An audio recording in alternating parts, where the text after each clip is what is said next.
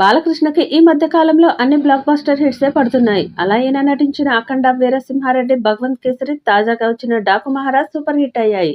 బాలకృష్ణ తాజాగా అఖండ 2 సినిమాలు చేస్తున్న సంగతి తెలిసిందే. మహాకుంభమేళ స్టార్ట్ అయిన సమయంలోనే అఖండ 2 మూవీకి సంబంధించి షూటింగ్ కూడా స్టార్ట్ చేశారు. మరి షూటింగ్ దశలో ఉన్న అఖండ 2 మూవీకి సంబంధించి బాక్సాఫీస్ లెక్కలు భారీ స్థాయిలో ఉన్నాయి. అఖండ 2 ఏకంగా 300 కోట్ల టార్గెట్ గా బరిలోకి దిగాలని మేకర్స్ ఆలోచిస్తున్నట్లు సినీ పరిశ్రమ మాట్లాడుకుంటుంది. అయితే 300 కోట్ల టార్గెట్ అంటే దానికి తగ్గట్లే సినిమా నిర్మాణం కూడా ఉండాలి. ఇక అఖండ 2 శివతాండవం పేరుతో ఇప్పటికే షూటింగ్ స్టార్ట్ అయిపోయింది. ఇక అఖండ 1కి 60 కోట్ల బడ్జెట్ పెట్టగా 150 కోట్ల వసూళ్లు వచ్చాయి. ఇక ఈ 4 ఏళ్లలో బాలయ్య మార్కెట్ బాగా పెరిగిపోయింది.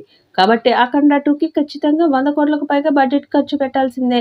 100 కోట్లకు పైగా బడ్జెట్ పెడితే వసూళ్ల పరంగా 300 కోట్లు రావడం పెద్ద కష్టమేమీ కాదు.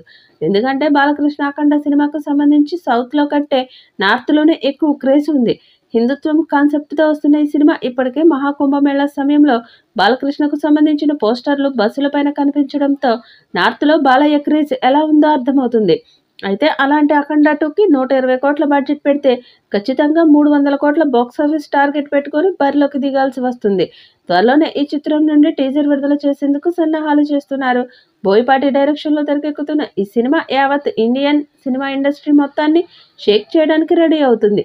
పాన్ ఇండియా సినిమాగా తెరకెక్కబోతున్న ఈ సినిమా కథ విషయానికి వస్తే ఇందులో ప్రకృతి మొత్తాన్ని పొల్యూట్ చేస్తూ కొన్ని కార్పొరేట్ సంస్థలు విచ్చలవిడిగా వ్యాపారం చేస్తారట. వాళ్ళందరినీ కంట్రోల్లో పెట్టడానికి బాలయ్య బాబు తీవ్రమైన ప్రయత్నం చేస్తారట.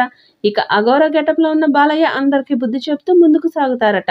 ఇక డ్యూయల్ రోల్లో కనిపించబోతున్న బాలయ్య మరోసారి తన నట విస్వరూపాన్ని చూపించి సూపర్ సక్సెస్ ని సాధించడానికి సిద్ధమవుతున్నాడు. ఇక ఇదిలా ఉంటే ఈ సినిమాలో అఘోర పాత్ర కాకుండా ఇండివిజువల్ గా ఉన్న బాలయ్య పాత్ర చనిపోతాడనే వార్తలు కూడా వినిపిస్తున్నాయి.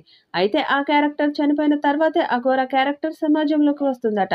అప్పుడు ఎలాంటి పరిణామాలు జరిగాయి, బాలయ్య ఈ సినిమాతో మరొక మెట్టు పైకి ఎక్కే విధంగా తన నట విశ్వరూపాన్ని చూపిస్తాడా లేదా అనేది తెలియాల్సి ఉంది. ఇక బోయపాటి డైరెక్షన్లో బాలయ్య బాబు సినిమా అంటే అది నెక్స్ట్ లెవెల్లో ఉంటుంది. మరి ఈ చిత్రం ఎలాంటి రికార్డ్స్ క్రియేట్ చేస్తుందో చూడాలి.